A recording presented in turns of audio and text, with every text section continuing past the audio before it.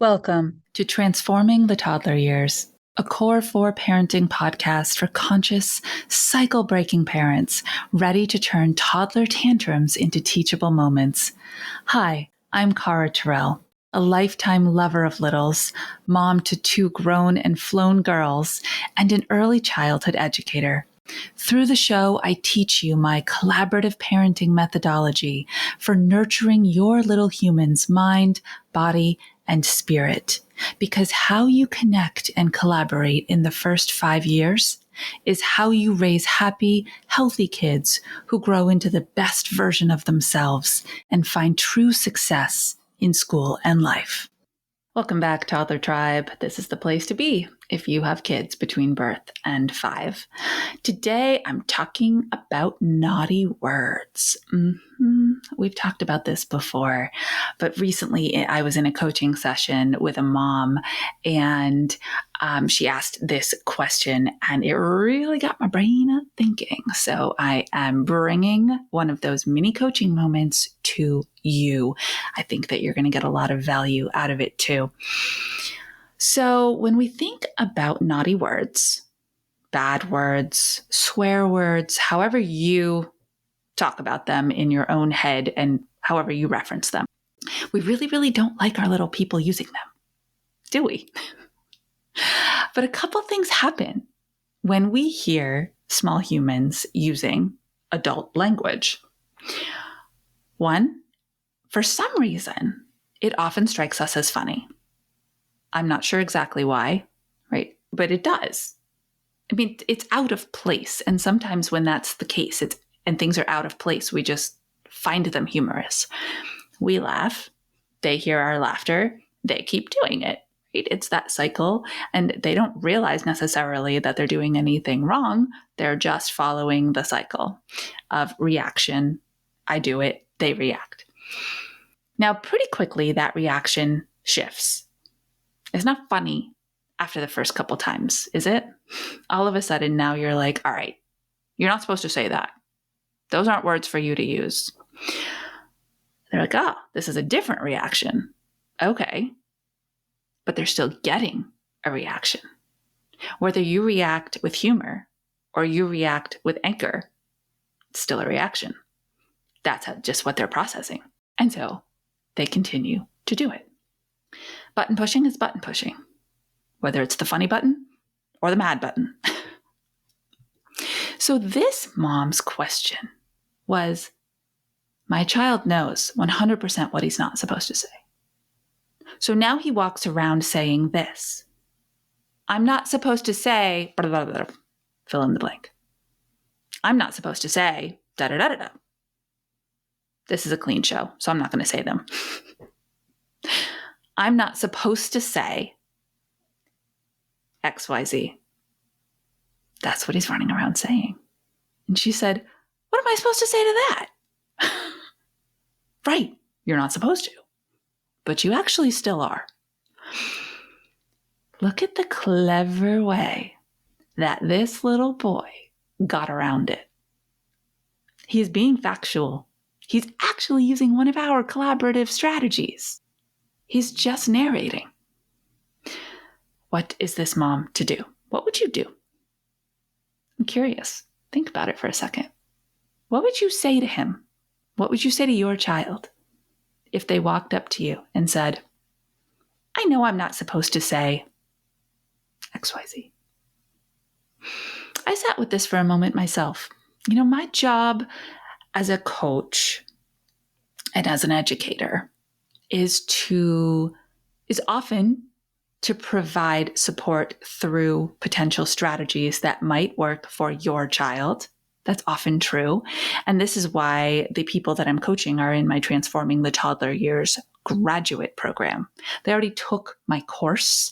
They already know the foundational strategies. It's just now we have real life situations, and which ones are we going to apply to that real life situation? They already know the methodology and the mindset and all the things. And so it opens that gateway to personalized coaching in a different way than if you just hopped on a one-on-one call with me. And so I said, this is going to sound a little crazy, but stick with me. What is he really pushing up against?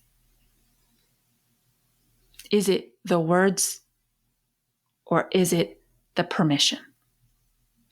And when we unpacked this, it became very clear. It's the permission. It's the power struggle.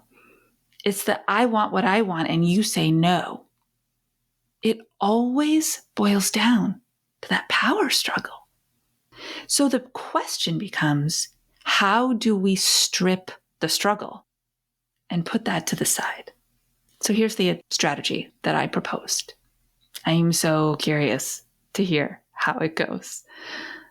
Give him permission with restrictions, right? If it's the permission he's butting up against, give it to him. You can say any of these words that you want to say. They're not words we can say out in public. They're not words we can say at school. They're not words we can say here, there, and everywhere. You can say as many of them as you want when you're in the pick a place. Now pick wisely. Pick a place that can't be duplicated at school. That's important, right? When you're at home and only when you're in the bathtub. That's what we went with. Sure, you can say those things. Many as you want when you're at home and when you're in the bathtub. Permission given. Restrictions set. Now he's going to slip up. Going to be at the dinner table. It's going to be habitual at this point. He's going to say something. Oh, sounds like you need to go stand in the bathtub for a minute. Why don't you go do that? Get it all out. Come on back when you're done. Calm, redirected. The expectation has already been set. Oops, you forgot. Oops, you made a mistake. We all do. Here's what else I'm wondering. And this is my favorite part about my collaborative parenting methodology, is that it involves the kids so deeply that they often hold you to the same expectations. I'm predicting that if this mom commits to this strategy and holds that boundary while giving the permission in the safe space that she has created, that someday when she slips up, he's going to look at her and say, it sounds like you need to go stand in the bathtub for a minute, Mom. And she should. I am very committed to equality where it's available between parent and child. If there's a boundary line set, I don't believe that parents should choose hypocrisy just because they can. Now, of course, there are things that only adults can do. And there are things that children should absolutely not do. That's why we are there to keep them safe, to protect them, to educate them, right? That's why we hold the boundary lines. But with something like this, if you're going to make a stand, make it and model it. Is this something that you struggle with too? The cool part about this is that, well, there's two more pieces. The first is these can be whatever words you choose. This mom is dealing with what the world deems to be swear words.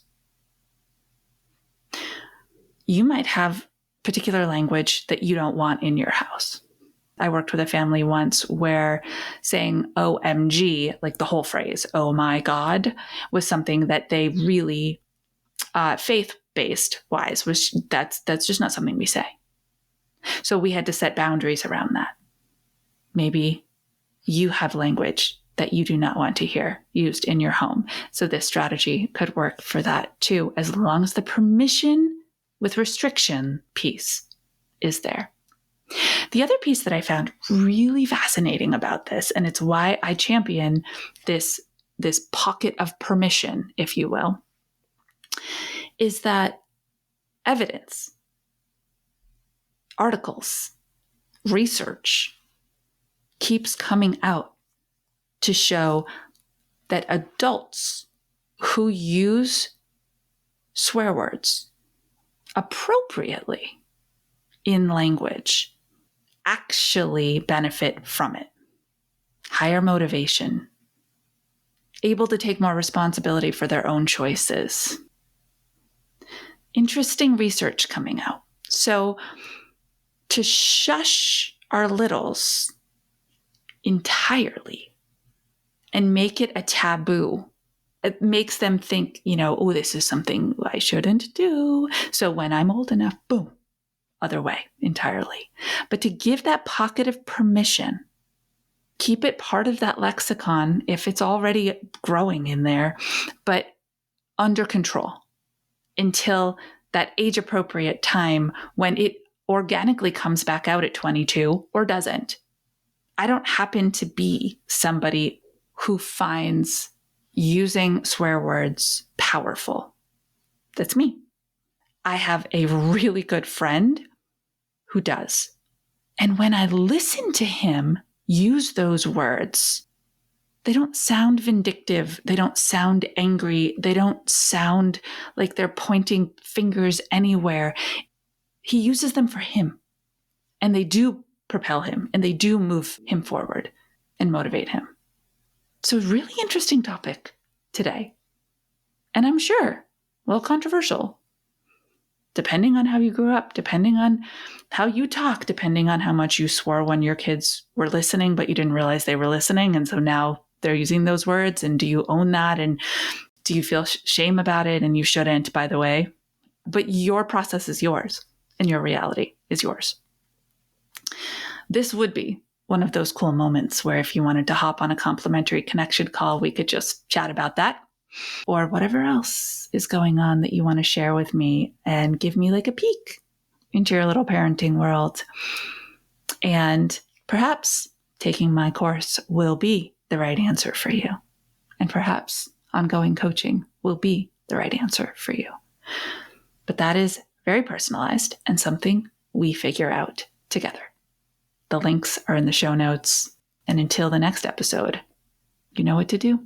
Stay mindful and proactive as we transform the toddler years.